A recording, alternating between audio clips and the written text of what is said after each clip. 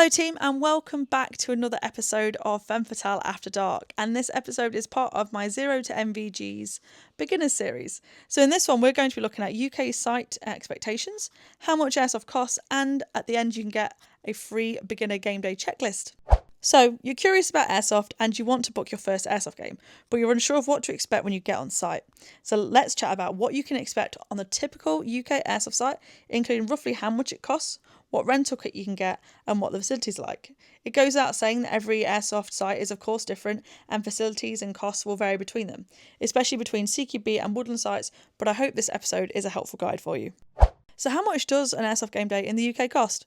Well, the cost of an Airsoft game in the UK varies from site to site. I've paid anywhere from £25 to play at one site and £38 at another site. Typically, the price for a walk-on, which means bringing your own kit, tends to be between £25 and £35. Equipment rental costs typically cost between £15 to £25 for a full day's hire, and this is added to your walk-on fee. This usually includes your hire gun, 1,000 BBs and your iron face protection. If you are starting out and you're going to be hiring your equipment, I would budget around £60 for your game day and rental. And whilst 1,000 BBs does sound like quite a lot of ammo, it isn't.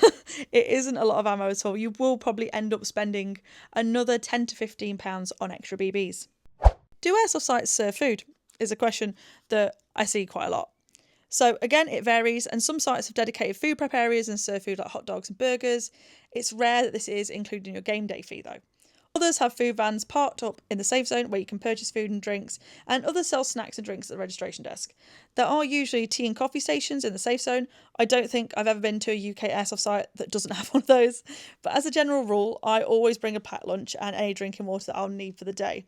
I'm a big fan of a Tesco meal deal and a pot noodle on a game day.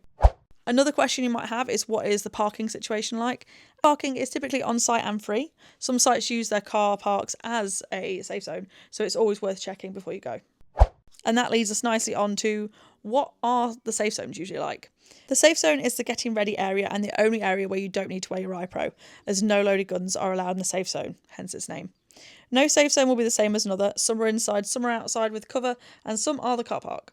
This is where you sign in, get your rental kit, get ready for each game, like loading BBs into mags and stuff, eat and hang out.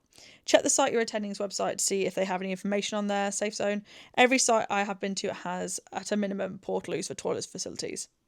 So what I will say is, one of the biggest barriers for new players, believe it or not, isn't the cost, the kit, or even the fear of getting shot. It's simply not knowing what to expect when you turn up.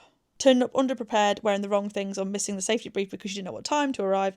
These things are things that can turn a brilliant first experience into a stressful one. So I've created a free beginner game day checklist, which is completely free to download from my Beacon store.